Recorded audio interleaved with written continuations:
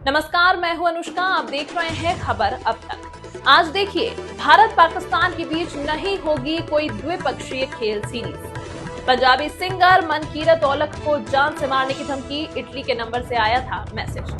प्रधानमंत्री नरेंद्र मोदी 25 अगस्त को 2 दिवसीय दौरे पर जाएंगे गुजरात। वहीं अगली खबर, लोकसभा की कार्रवाई अनिश्चितकाल के लिए हुई स्थगित। श्रद्धालुओं को लेकर कटरा जा रही बस का एक्सीडेंट, एक की मौत 40 जख्मी। उत्तराखंड में 9वीं के छात्र ने टीचर को मारी गोली, लंच बॉक्स में लेकर आया था तमंचा। दिल्ली के मुख्यमंत्री पर हमला करने वाले आरोपी राजेश को 5 दिन की पुलिस रिमांड पर भेजा गया। तमिलनाडु में 9 ठिकानों पर एनआईए की छापेमारी, उत्तर कश्मीर में 8 पुलिसकर्मी हुए गिरफ्तार। केरल में स्कूल के बाहर मिला खतरनाक विस्फोटक, छात्र ने खेल में फेंका तो हुआ बड़ा धमाका। चिट्ठी के साथ बॉर्डर के पास पकड़ा गया कबूतर, लिखी थी बहुत बड़ी धमकी, सुरक्षा एजेंसियां हुई अलर्ट। इसके अलावा देश प्रदेश, क्राइम, खेल, मनोरंजन व व्यापार जगत से जुड़ी 100 खबरें। खबर अब तक।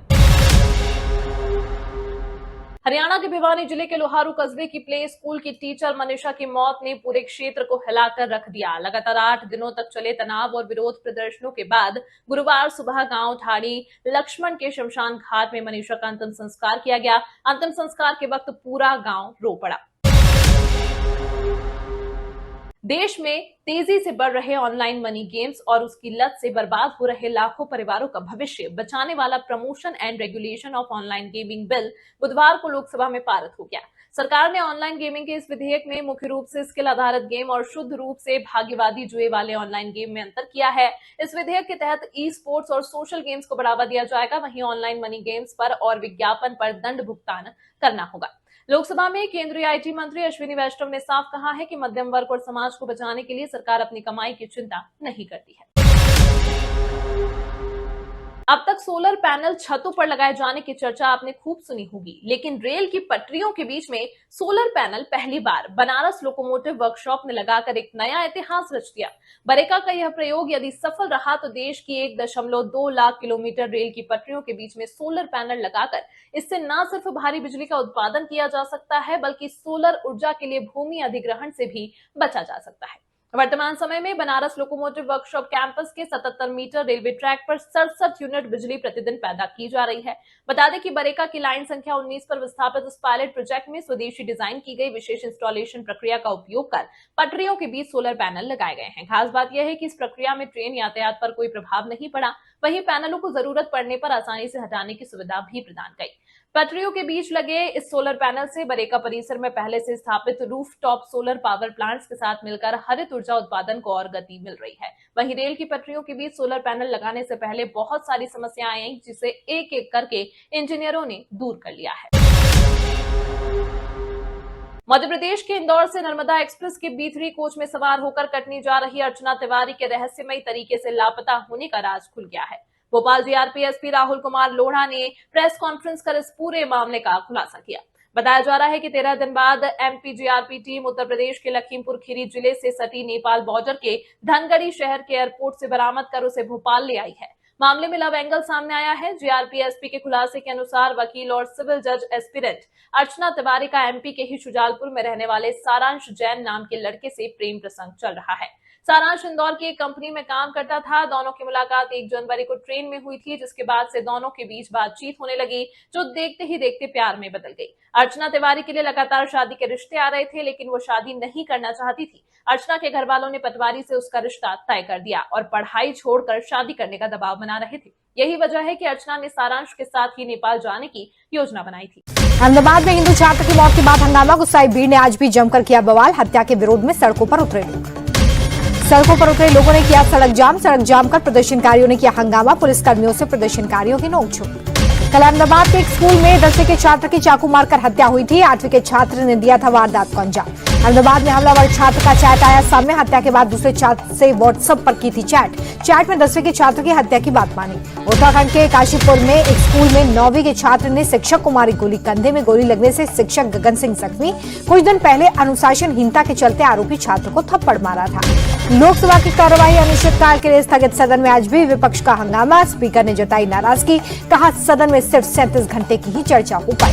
सरकार ने 130वां संविधान संशोधन बिल जेपीसी को भेजा। संशोधन बिल के मुताबिक गिरफ्तारी या 30 दिन तक हिरासत में रहने पर प्रधानमंत्री, सीएम और मंत्रियों को छोड़ना होगा बंद। उपराष्ट्रपति के विपक्ष के उम्मीदवार बी सुदर्शन रेड्डी ने किया नॉमिनेशन। सोनिया, खरगे, राहुल, प्रियंका, शरद पवार समेत विपक्ष के बड़े नेता मौजूद रहे। बी सुदर्शन रेड्डी के प्रस्तावक के रूप में 80 सांसदों ने हस्ताक्षर किया। सोनिया, खरगे, रामगोपाल यादव भी बने प्रस्तावक। एनडीए उम्मीदवार राधाकृष्णन ने कल किया था नॉमिनेशन। आंकड़ों के हिसाब से एनडीए उम्मीदवार की जीत पक्की मानी जा रही है।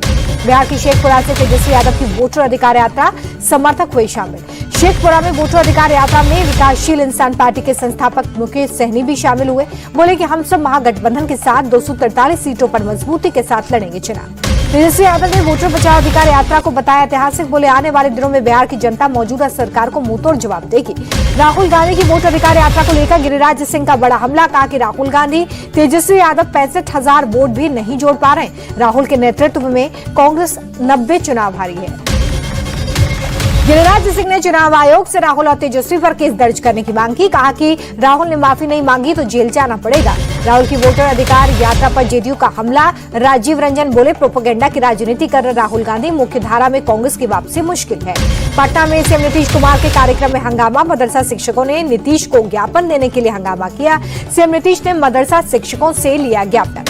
पूर्णिया के मुस्लिम सम्मेलन में प्रशांत किशोर ने यूपी के सीएम योगी आदित्यनाथ को लेकर दिया बयान। कहा कि योगी बड़ा खतरनाक है।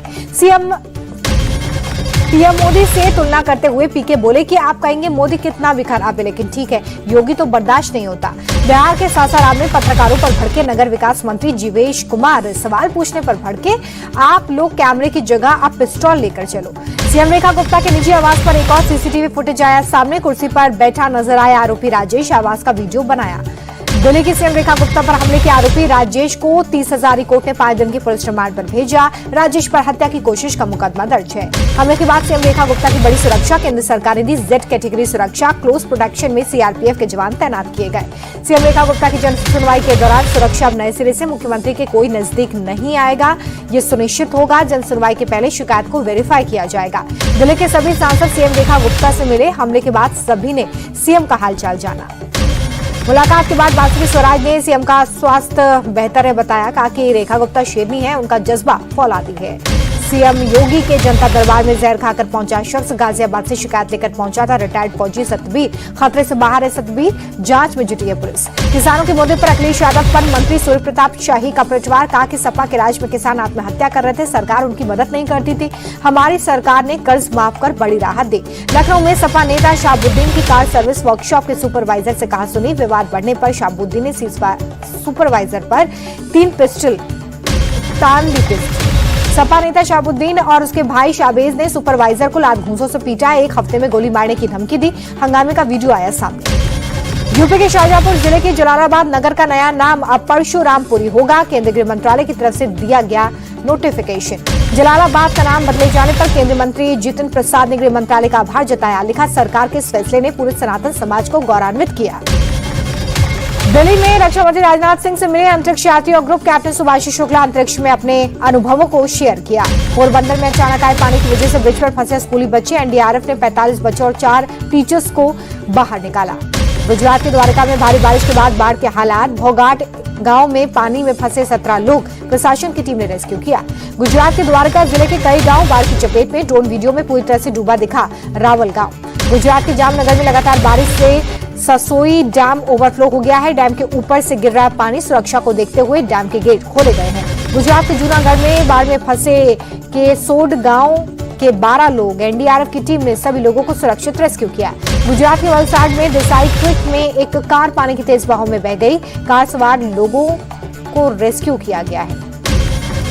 नासिक में गोदावरी नदी के प्रचंड वेग से कई इलाकों में जल भराव की समस्या। नदी किनारे के घरों को खाली करवाया गया है। नदी का रौद्र रूप देख दहशत में लोग।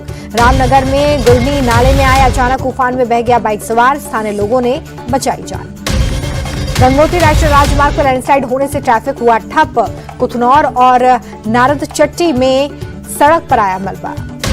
देहरादून में कई जगहों पर बारिश, तापमान में गिरावट, सड़कों पर गाड़ियों की लंबी कतार। हिमाचल प्रदेश के धर्मशाला में रोपवे को किया गया बंद। रोपवे का पिलर के पास लैंडस्लाइड की वजह से प्रशासन ने फिलहाल बंद करने का आदेश दिया है। यूपी के कानपुर में गंगा नदी का जलस्तर बढ़ा, किनारे के इलाकों में घुसा नदी का पानी, लोगों के लिए जारी किया गया अलर्ट। एमपी के छतरपुर में गिरी आकाशीय बिजली, हादसे में 4 लोग जख्मी हुए, सभी घायलों को अस्पताल में भर्ती किया गया है। दिल्ली में यमुना नदी का जलस्तर खतरे के निशान के नीचे, पुराने यमुना पुल के पास की तस्वीर।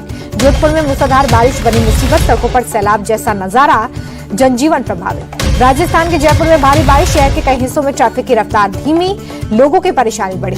पंजाब के मोहाली में बारिश के बाद जलजमाव, सड़कों से लेकर दुकानों तक भरा पानी, गाड़ियों की रफ्तार पर लगा ब्रेक। दिल्ली के स्कूलों को बम से उड़ाने की धमकी का सिलसिला नहीं रुक पा रहा है। आज भी प्रसाद नगर और द्वारका के कई स्कूलों को ईमेल से धमकी मिली है, सभी मेल फर्जी हैं। दिल्ली में ट्रिपल मर्डर के आरोपी बेटे ने सुसाइड किया, छोटे बेटे सिद्धार्थ पर था ट्रिपल मर्डर का आरोप, वारदात के बाद से फरार था। दिल्ली के मैदानगढ़ इलाके में ट्रिपल मर्डर की हुई थी वारदात, घर से माता पिता और बेटे की मिली थी लाश, मर्डर के बाद से छोटा बेटा सिद्धार्थ फरार था। दिल्ली पुलिस ने महज 18 घंटे में अगवा हुए 3 महीने के नवजात को बरामद किया, राजस्थान के खेतड़ी से अपहरणकर्ता गिरफ्तार, करीब 100 से ज्यादा सीसीटीवी फुटेज खंगालकर पुलिस ने पाई सफलता। यूपी के मथुरा में पुलिस और 25,000 के नामी तस्कर के बीच में मुठभेड़, गोली से तस्कर जख्मी, पुलिस ने तस्कर को गिरफ्तार किया। यूपी के बरेली में शाहबाद इलाके में खाटू श्याम के जागरण के दौरान हंगामा, प्रसाद वितरण के वक्त एक मुस्लिम परिवार पर लगा पंडाल फाड़ने और मूर्ति तोड़ने का आरोप।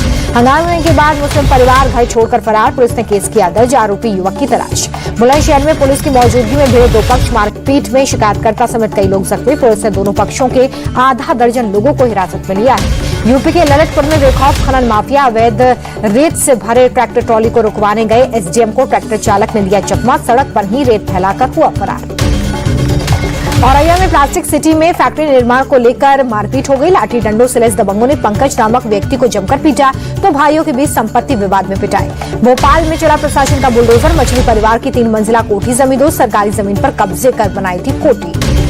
धार में प्रशासन ने सील किया इमामवाड़ा, भारी संख्या में पुलिस बल तैनात, पीडब्ल्यूडी के भवन पर इमामवाड़ा के नाम पर कब्जा था। मध्य प्रदेश के सीहोर में 2 गुटों में मारपीट, वीडियो सोशल मीडिया पर वायरल हुआ, प्लॉट आवंटन को लेकर विवाद। बेंगलुरु मैसूरू एक्सप्रेस वे पर बस और टेम्पो की भिड़ंत का वीडियो वायरल, 15 अगस्त को हुआ था सड़क हादसा। रीवा के चाक घाट में परीक्षा का माहौल, किताब खोलकर उत्तर लिखते नजर आए छात्र छात्राएं, पहले से ही नकल के लिए बदनाम है चाक घाट। जम्मू कश्मीर के पुंछ में जंगली भालू ने महिला पर हमला कर दिया, घास काटने गई थी महिला, घायल महिला को अस्पताल में भर्ती किया गया। मुथूट फाइनेंस लिमिटेड ने पहली तिमाही के नतीजे किए घोषित, 90% लाभ बढ़कर 2040 करोड़ रुपए हुआ। वेदांता के डी मर्जर प्लान पर सरकार की आपत्ति, डी मर्जर से जुड़ी कई अहम जानकारियों को छुपाने का आरोप, कंपनी के शेयर्स में भी गिरावट। देश में पक्की नौकरियां तेजी से बढ़ रही हैं, ईपीएफओ के आंकड़ों के मुताबिक जून में रिकॉर्ड 21.8 लाख नए लोगों को पक्की नौकरी मिली।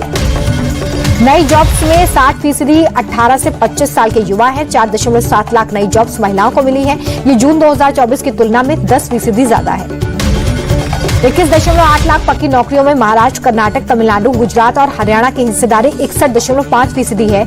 अकेले महाराष्ट्र में जून में 20% नई जॉब्स पैदा की। वित्त वर्ष 2024-25 में भारत का नॉन स्मार्टफोन इलेक्ट्रॉनिक निर्यात 1.2 लाख करोड़ रुपए रहा।